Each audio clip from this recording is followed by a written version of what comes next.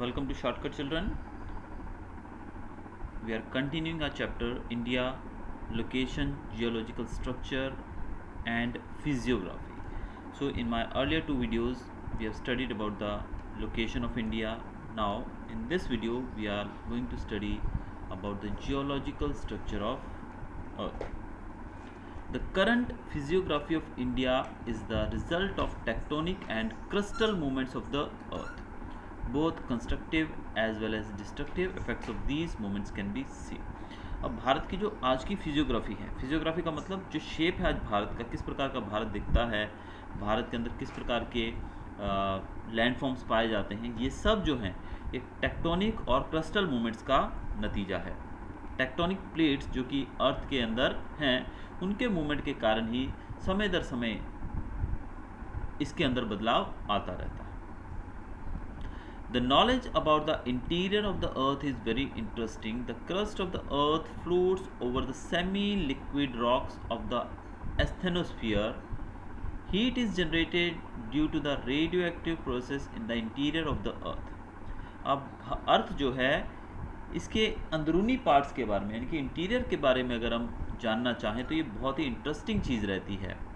और अर्थ की जो क्रस्ट है वो फ्लोट करती है सेमी लिक्विड रॉक्स के ऊपर। अब हमारी जो अर्थ है अंदर इसके सेमी लिक्विड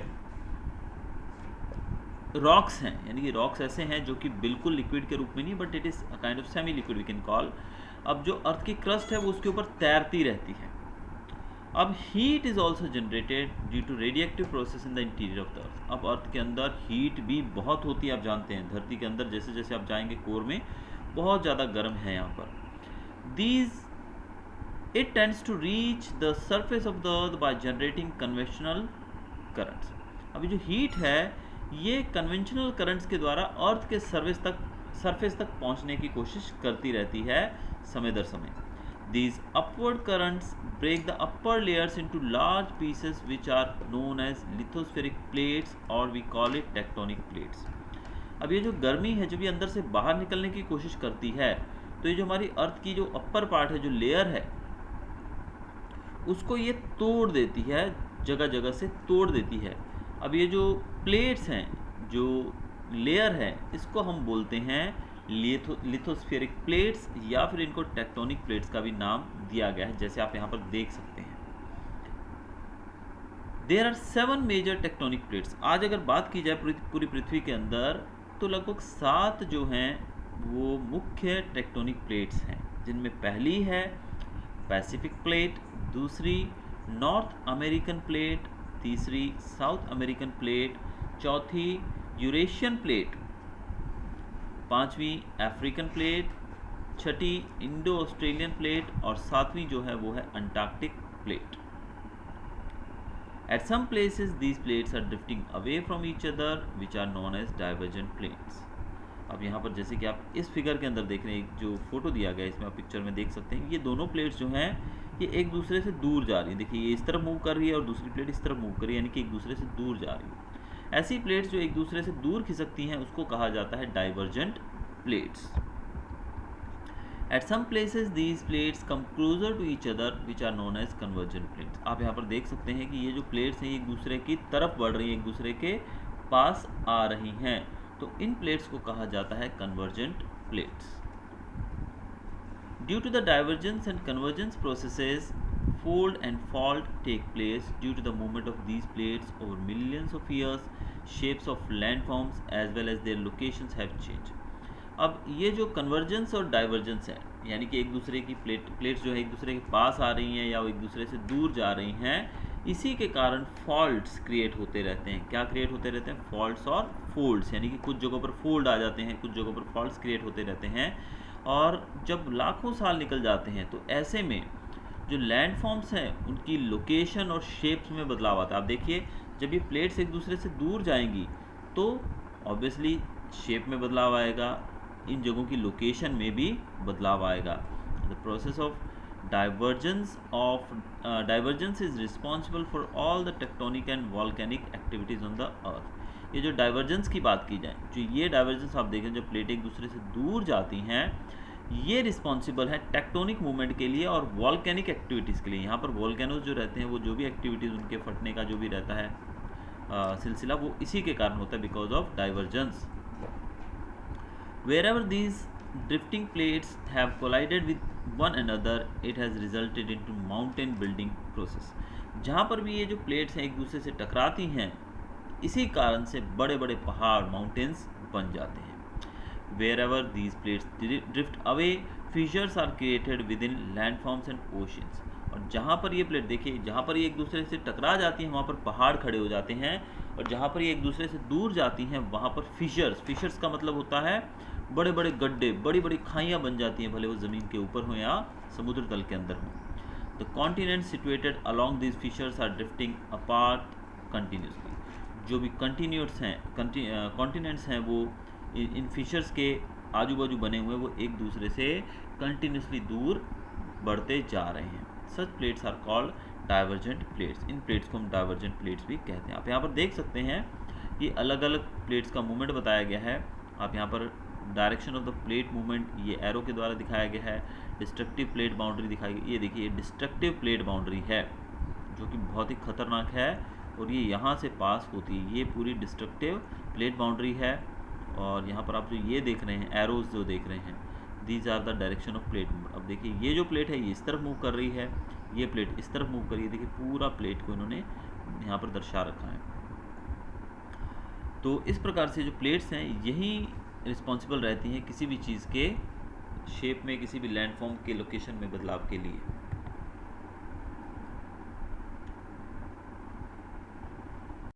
अब भारत की बात करें तो भारत जो है पुराने समय में एक बहुत बड़े लैंड मास का हिस्सा था, जिस लैंड मास को कहा जाता था गोंडवाना लैंड। यानी कि पुराने समय में भारत जो है वो एशिया का हिस्सा न होकर गोंडवाना लैंड का हिस्सा था। और ये जो इतना बड़ा लैंड मास जो था, इसके अंदर सिर्फ और सिर्फ एशिया ही नहीं, साउथ अमेरिका, अफ्रीका, ऑस्ट्रेलिया और अंटार्कटिका जैसे बड़े बड़े कॉन्टिनेंट्स पुराने समय में गोंडवाना लैंड के अंदर स्थित थे। जैसे जैसे समय बीतता गया, द इंडो ऑस्ट्रेलियन प्लेट, जो इंडो ऑस्ट्रेलियन प्लेट है जिसका नाम अभी ऊपर हमने पढ़ा था, वो धीरे धीरे नॉर्थ की तरफ खिसकने लगी। और ऐसा माना जाता है कि ये प्लेट जो है ये बहुत खिसकने के बाद यूरेशियन प्लेट के साथ टकरा गई लगभग 5 करोड़ साल पहले। और ये जो इनके बीच में कोलिजन हुई, जो इनके बीच में जो भिड़ंत हुई, जो टकराव हुआ, उस टकराव के कारण हिमालयन माउंटेन सिस्टम उत्पन्न हुआ। यानी कि इस कोलिजन के कारण, इस टक्कर के कारण हिमालयन जो माउंटेन रेंज आज हमारे सामने है वो खड़ी हुई। कहाँ से? टेथिस सी से। यानी कि जो आज हमारे हिमालय पर्वत जहाँ पर स्थित है उस जगह पर पुराने समय में टेथिस सी था। यानी कि टेथिस नामक एक सागर था। जब ये प्लेट्स टकराई तो उस सागर के अंदर से एक बहुत बड़ी हिमालयन माउंटेन रेंज निकली। A large valley was formed to the south of Himalayan system, wherein alluvial sediments were deposited by the rivers flowing from north and south of it.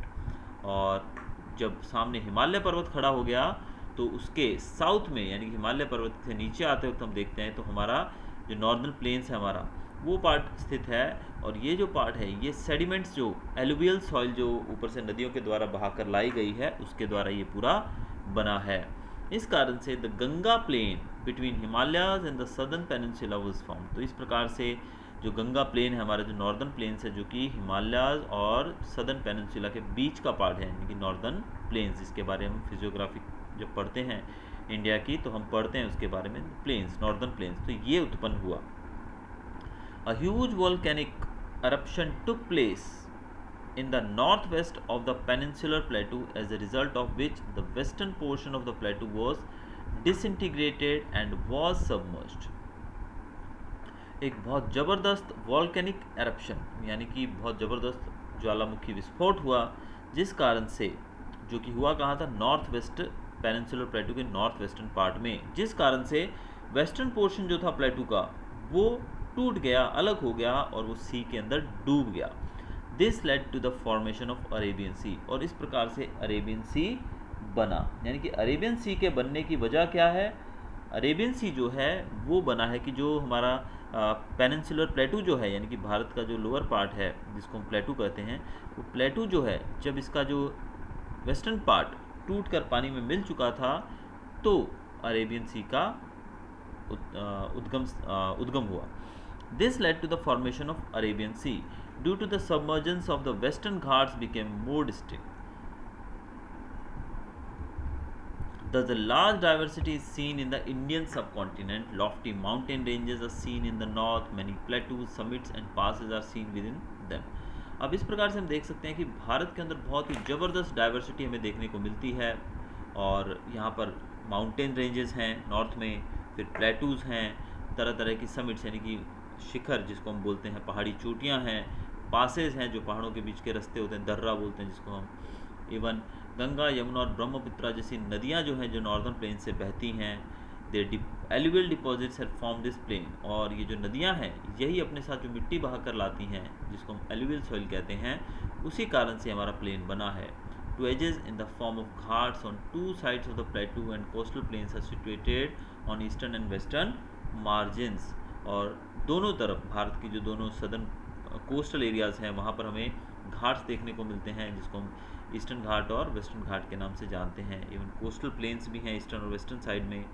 और इस प्रकार से हम देख सकते हैं कि भारत जो है वो बहुत ही अलग अलग तरह की यानी कि वैरायटी ऑफ फिजियोग्राफी भारत में देखने को मिलती है. यानी कि भारत की फिजियोग्राफी है वो बहुत ही भिन्न भिन्न है जगह जगह पर. तो ये बहुत ही भारत की एक स्पेशलिटी शुरू से हमें देखने को मिली है. तो ये था हमारा chapter India, location, geological structure and physiography. तो इस चैप्टर में हमने भारत के बारे में काफ़ी कुछ पढ़ा. Hope you enjoyed. अगर आपको वीडियो अच्छा लगा हो तो सब्सक्राइब कीजिएगा मेरे चैनल को और बेल आइकन को दबाना ना भूलिएगा ताकि आने वाले वीडियोस का नोटिफिकेशन आपको मिलता रहे. आपको बता दिया जाए कि जो सब्सक्रिप्शन है इसका कोई भी चार्ज नहीं रहता है. It is totally free of cost. तो आप सब्सक्राइब कर सकते हैं. Thanks for watching.